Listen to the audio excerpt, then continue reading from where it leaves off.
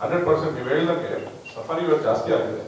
ನಾವು ಅದನ್ನೇ ಹೇಳೋದು. ಬಿಕಾಸ್ ಏನಾಗಿದೆ, 2010 ಅಲ್ಲಿ ನಮ್ಮ ಬಂಡೀಪುರ ಅಥವಾ ಕಬಿನಿ ಅಷ್ಟು ಮಾರ್ಕೆಟ್ ಆಗಿರಲಿಲ್ಲ. ಅದಾದ್ಮೇಲೆ ಸರ್ಕಾರನೇ ಮಾರ್ಕೆಟ್ ಮಾಡಿರುವಂಥದ್ದು. ನಮ್ಮ ಹೊರಗಡೆ ದೇಶಗಳಲ್ಲಿ ಕೋಟ್ಯಾಂತರ ರೂಪಾಯಿ, ನಾನು ಎಲ್ಲೆಲ್ಲಿ ಸರ್ಕಾರ ಬರ್ಲಿನ್ ಇರ್ಬೋದು, UK, ಲಂಡನ್, ಎಲ್ಲೆಲ್ಲ ಹೋಗುತ್ತೆ ಸರ್ಕಾರ, ಅದ್ರ ಜೊತೆ ನಮ್ಮನ್ನು ಕರ್ಕೊಂಡು ಹೋಗ್ತಾರೆ ಮಾರ್ಕೆಟ್ ಮಾಡೋದಕ್ಕೆ ಅಂತ. ನಾನು ಫಸ್ಟ್ ಮೈಸೂರನ್ನ ಮಾರ್ಕೆಟ್ ಮಾಡೋದು, ನಾನಿರ್ಲಿ, ಸಂದೇಶ್ ಪ್ರಿನ್ಸ್ ಅವ್ರು ಇರ್ಲಿ, ನಾವು ಮೈಸೂರಿಂದ 3 ಜನ ಹೋಗುವಂಥದ್ದು. ಇದ್ದವರೆಲ್ಲ ಬೆಂಗಳೂರಲ್ಲಿ ಇರ್ತಾರೆ. ನಾವೇನು ಅಲ್ಲಿ ಹೋದಾಗೆಲ್ಲ ಮಾರ್ಕೆಟ್ ಮಾಡೋದು ಒಂದೇ, ನಾವು ಪ್ಯಾಲೇಸು, ಎರಡನೇದು ನಾವು ವೈಲ್ಡ್ ಲೈಫ್ ಸ್ಯಾಂಕ್ಚುರೀಸ್ ಮಾರ್ಕೆಟ್ ಮಾಡುವಂಥದ್ದು.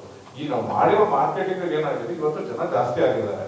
100% ಸಫಾರಿ ಅದೇ ರೀತಿ ಇವಾಗ ಬಂದಾಗ, ಜನ ಬಂದಾಗ ಸಫಾರಿ ಜಾಸ್ತಿ ಆಗೋಗಿದೆ. ಅದನ್ನ ನಾನು ಸರ್ಕಾರಕ್ಕೆ ಏನ್ ಕೇಳ್ತಾ ಇರೋದು, ನೀವು ಕಡಿಮೆ ಹಾಕಿ. ನಿಮ್ಮ ಹತ್ರನೇ ಇದೆಯಲ್ಲ, ಈಗ ನಾನು ನೀವು ಕಾಡೊಳಗೆ ಹೋಗಿ ಒಂದು ಪಿಜನ್ ಕಟ್ಟಿ ಎತ್ಕೊಂಡ್ರೆ ನನ್ನ ಅರೆಸ್ಟ್ ಮಾಡ್ತೀರಾ ನೀವು. ಯಾಕೆ ಸಫಾರಿ ಮಾಡಕ್ ಬಿಡ್ತಾ ಇದೀರ? ಮತ್ತೆ ನಿಮ್ಗೇನೋ ಲಾಭ ಇದೆ.